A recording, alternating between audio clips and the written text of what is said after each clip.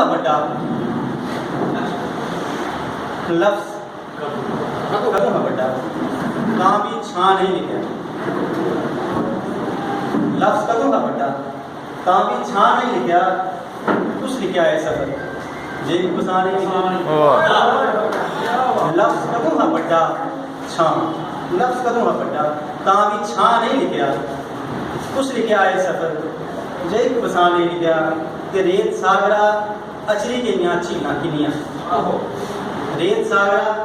अचरी गई झीलां किनियां लिखने वाले इसके भाटे बां रेत सागरा अचरी गई